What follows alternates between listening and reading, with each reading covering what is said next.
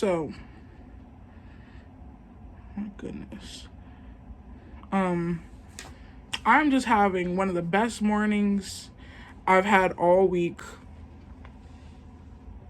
Oh, that's gonna cramp up. Okay. I'm having one of the best mornings I had all week. I've been having really good days actually. You know, and if you finally actually realized how far I've come. I can say that I don't think I'm depressed anymore. Maybe I'm going out on a whim saying that. And, like later on today, like I start getting depressed. But I think depression is like a state of being. It's not really something you could turn on and turn off, but it is literally like a state of being. Like you consistently believe that life is not worth living. Life is always going to be hopeless. Why even try? And you might not actually, you might think those thoughts, but your behavior actually mirrors that. Where like you don't care about yourself, you don't care about your hygiene, you don't care about your environment, you literally are just surviving. And I can say that that is not the case anymore. I was like crying in the shower listening to the song from Annie, and she's like, tomorrow, tomorrow, I love you, tomorrow is only a day away. And I started to cry because for my whole life I didn't really want to live. Like in one of my videos I was talking about how like I don't believe in souls and everything and like spirit and all that. I honestly don't believe in those things, but if there was a soul and if what I was experiencing was my soul, it literally felt like it wasn't ready to wake up yet. Like my soul was sleeping peacefully somewhere, and all of a sudden it was woken up and just was like shoved into reality. And it feels like all my life I've been in rebellion to that. I've never wanted to relax into myself. I've never wanted to get comfortable with myself. I never wanted to be myself. It's uncomfortable being in this body and being me. From a very young age, I felt that way. And so it's like I've always ran from that. And it's so crazy that literally like 2 years ago, I thought I could survive the lifestyle that I was living. But with me, it's like I cannot do things that I don't believe that I should be doing. No, I should take that back. I can do those things, but there is an enormous amount of guilt and shame that at some point should make me stop doing those things. But when I keep pushing past the shame, keep pushing past the guilt, almost like eating and being full and just pushing past that fullness and pushing, it's like I just carry around that shame and the guilt, and that's normal for me. But I thought I could live that lifestyle.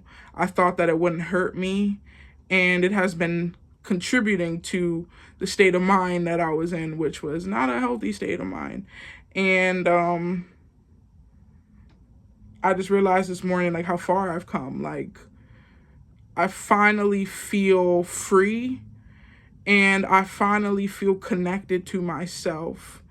And it's not perfect where, everything is perfect, and like it's not perfect. I can see that. I can feel that. I know that there's still more to accomplish. But where I am right now with my mental space, with my life, with my beliefs about myself, it's just I've never felt this before. Like I have so much optimism for my life. I'm happy to live.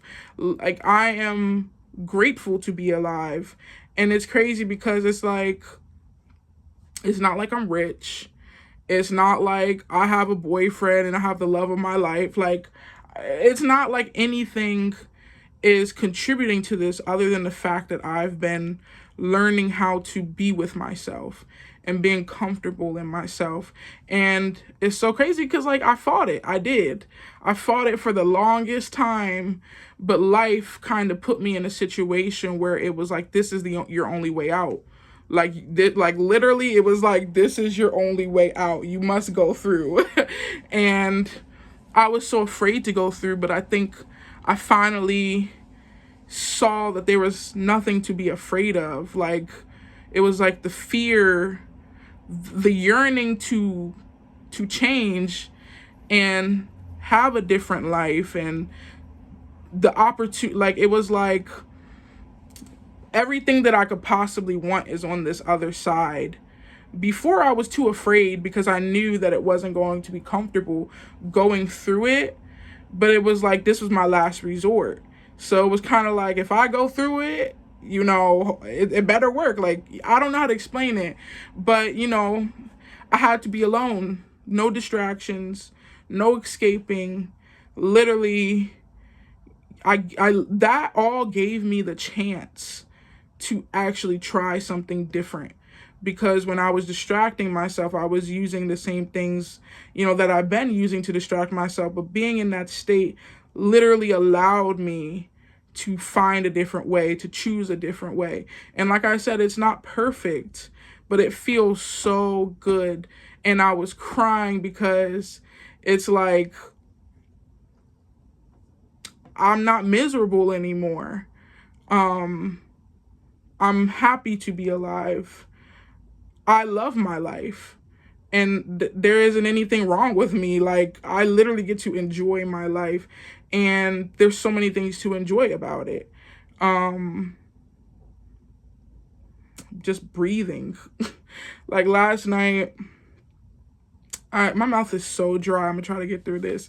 But last night I was taking a walk to the store, and I noticed how, my mind was starting to race. Like, it started to go in a negative direction, an overwhelming direction.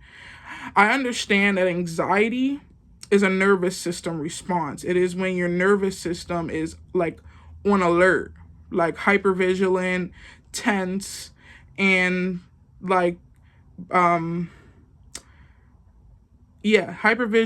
tense, stuff like that. And I noticed that, like, I had a video playing on my phone that I was supposed to be listening to while I walked to the store, but I wasn't listening to it. The video became background noise, and my brain started to begin that spiral. And I said, let me try to actually pay attention, because I learned that I can ground myself. I know how to do that now, and I know that it works. And literally, I just started taking deep breaths, like fully focusing on my breath, and just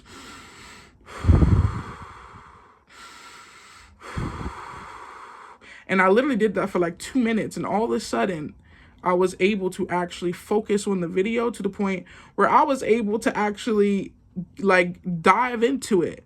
Like, I was actually paying attention to the plot, like involved in the story, and actually listening and paying attention to what was going on, versus it was just background noise. Like, I wasn't paying attention to anything because of my thoughts.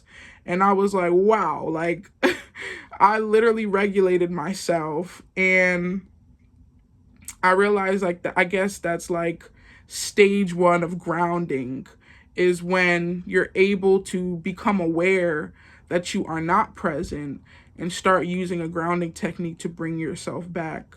I feel like stage 2 is where you're present more often. You're able to catch it a lot quicker, and you're able to stay in present moments a lot longer. And then I feel like stage 3 would be like being present all the time, and before you even become ungrounded or unpresent, you're able to notice those cues and bring yourself back.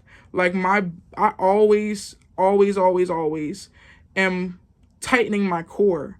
Even when I'm relaxed and like laying in bed, my body is tense. Even when, especially when I'm not present, my breathing gets so shallow and I forget to breathe. Honestly, like, I literally forget to breathe. And that is supposed to be something automatic. Like, you shouldn't have to focus on breathing to survive. But literally, I'll be holding my breath for like a couple of seconds, and I don't realize it until my heart starts pounding, and then I'll finally and it's like, life for me is about returning to or reaching a regulated state where I'm present, I'm making logical decisions, I'm involving myself with things that are going to be beneficial for me, and I'm able to balance my emotions, not necessarily push them away, but not make decisions from my emotional states, make logical decisions, not make decisions based off of trauma, make logical decisions. And I know that it's not going to be perfect, but I know that I can get there. And like I said, today just made me so happy about all that, because it's like, I can do it. Like, I can live a life where that is healthy and balanced. And life has its stressors. People die and then you get depressed, but I feel like life is about how long, like, I think I heard somebody say, it's so corny, but it was like life is like, you get knocked down, but life is about being able to get back up and keep moving forward after you get knocked down. How many times are you going to get up? And I'm so glad that I did not give up on myself, because there were many, many, many, many, many, many, many, many times I did. But there was something in me that would get to that state of mind of wanting to give up. And then that's like a couple minutes later, or maybe the next day, it was like, no, I got to try again. Like, I'm going to go at it again and again and again and again. And the more that I failed, the more disappointed I got in myself. But I started to realize that, like, I was only failing because I didn't have the tools, and I was not using the tools, because I've always wanted to change. I've always known that I needed to grow. And I think one of my purposes in life is to show people that it's possible. Because right now you might see me and be like, yeah, like, whatever. But I honestly know that I'm going to grow and I'm going to go far.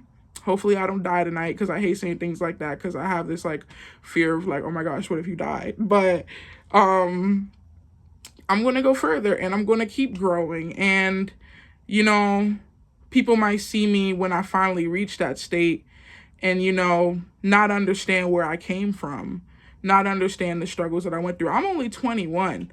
And to know that there are people who are 27 and 30 and 40 and 50, I'm just like, yo, how do y'all do it? Like, you live this life so long.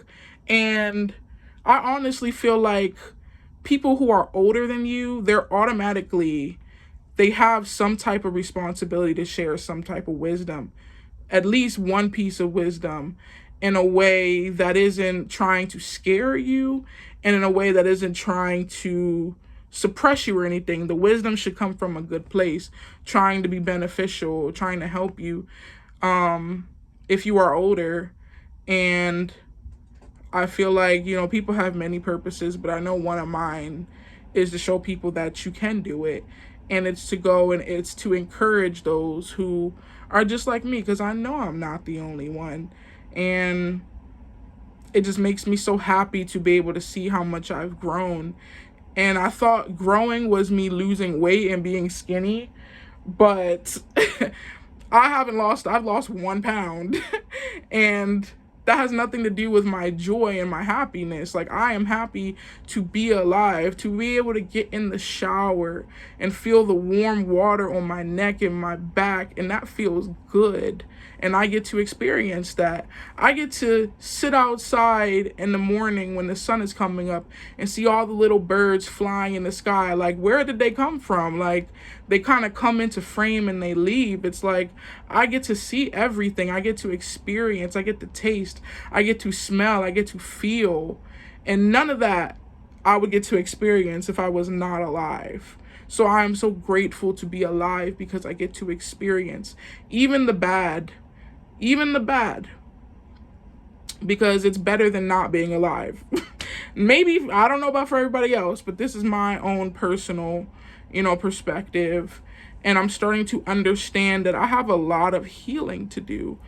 I didn't, like I was thinking about the other day, and I realized that, my father not showing up for me when he said he would, it didn't really affect me then in that moment. It was kind of just like disappointment. But my body and my nervous system was learning from that. It was learning that hope, having hope for something at some point will pay off. Because if I keep waiting and I keep waiting and I keep waiting, at some point the reward is going to come. And that's how it was with my dad. It was like sitting at that window and waiting and convincing myself and minimizing the things that I was thinking. Oh, I would think like, oh, he's not going to come today. And I push it out of my brain. It's like, no, he's late. Like, he's in traffic. Like, waiting and waiting and waiting and waiting. That whole process of waiting and doubt. And finally, disappointment, then waiting and waiting and waiting, building up, and then it finally happens.